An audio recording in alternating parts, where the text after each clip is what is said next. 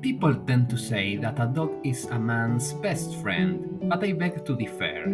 Don't get me wrong, I adore dogs, but I also love horses. Ever since humanity was able to make art, it has depicted horses. Just take a look at the prehistoric paintings of Lascaux and Altamira.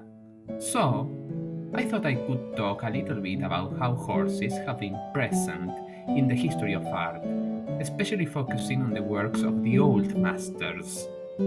Let's start with Leonardo da Vinci. Although no painting was produced, he left numerous studies of the horse's anatomy, as well as drafts with different positions and perspectives.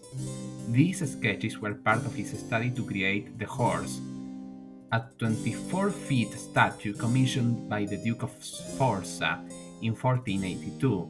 Why he didn't complete it? Well, Leonardo wasn't someone who used to focus his attention to only one project at a time. He was everywhere. He would dedicate some time to the horse, then he switched it to sculpture, then to one of his inventions, then again to the horse. This kind of personality is what allowed him to do so many things, yet, at the same time, is what kept him from completing many of his planned works. Additional to the horse, Rubens gives us an idea of what could have been of Leonardo's lost painting, The Battle of Anghiari. He sketched the paint during a visit to Florence. The original, unfortunately, was lost in a fire. Having mentioned Rubens, some of his greatest works include horses. His beautiful white stallion mounted by St. George while fighting the dragon has to be one of the most exquisite paintings in the Baroque era.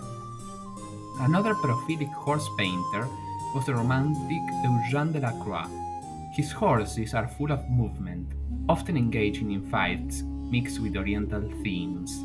But why? Why horses? Horses have accompanied man throughout history.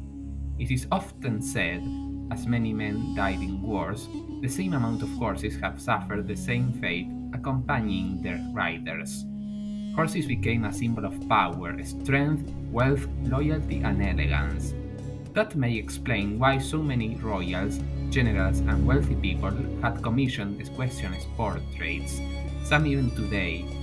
One of the most imposing must be Napoleon's portrait made by Jacques Louis in 1801. I cannot end talking about George Stubbs, whose best works not only include horses, but are the subject matter of the entire composition. Actually, he's known as the horse painter. His painting Whistle Jacket doesn't even need background. Goya had also painted horses. Apart from his famous equestrian portrait of Charles IV, he did several engravings where horses are a major part of the work. Horses have inspired the greatest of the greatest painters in the history of art, and they will continue to do so. They are fascinating animals.